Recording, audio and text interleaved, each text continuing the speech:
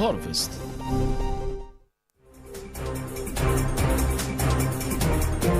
Welcome, this is The Harvest with Amira Dekhili.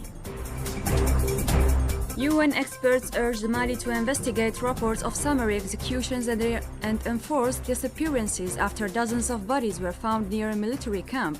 They warned the alleged acts could amount to war crimes and crimes against humanity. Always in Mali, where ruling military council has scrapped the charter governing political parties and plans to submit a law to dissolve their legal framework entirely. South African President Cyril Ramaphosa announced the establishment of a judicial inquiry into allegations of obstructions in prosecuting those involved in crimes from the apartheid era in the country.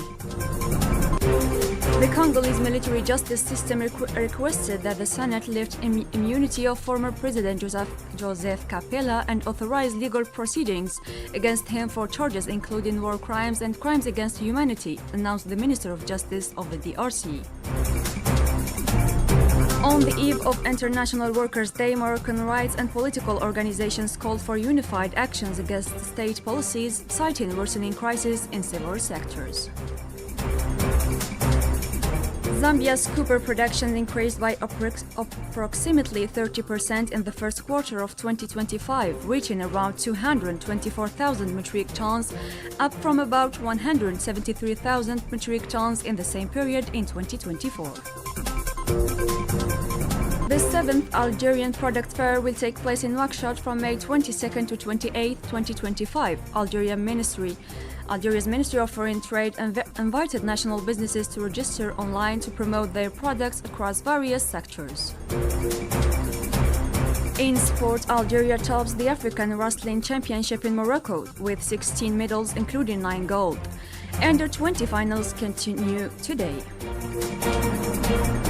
Sierra Leone defeats Egypt 4-1 away. South Africa beats Tanzania 1-0, and today Tunisia will face Nigeria while Morocco meets Kenya.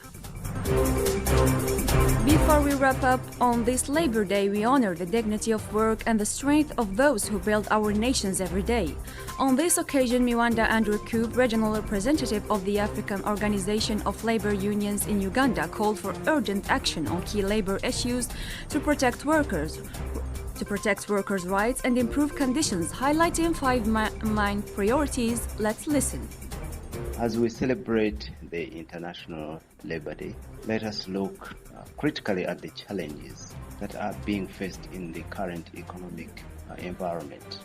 We have issues like labor migration. How does that affect the quality of labor on the African continent? And how does it benefit the continent to export low-quality labor into the industrialized world? The second aspect that I would like us to look at is the technological advancements. The other aspect that we need to look at is the regional integration. How do we, as a labor movement, try to bridge the gap between the highest paid employee, and the lowest paid employee? The other aspect that we have the biggest resources, which we export in their raw form, give our people very low wages, and then they have to purchase the finished products at an exorbitant rate. That's what has kept us within the poverty cycle. So I think these are challenges that we need to focus on as we traverse through the next year. From across Africa, our unity is our power. May this day renew our commitment to a sustainable and equitable future for every African worker. Thank you for listening.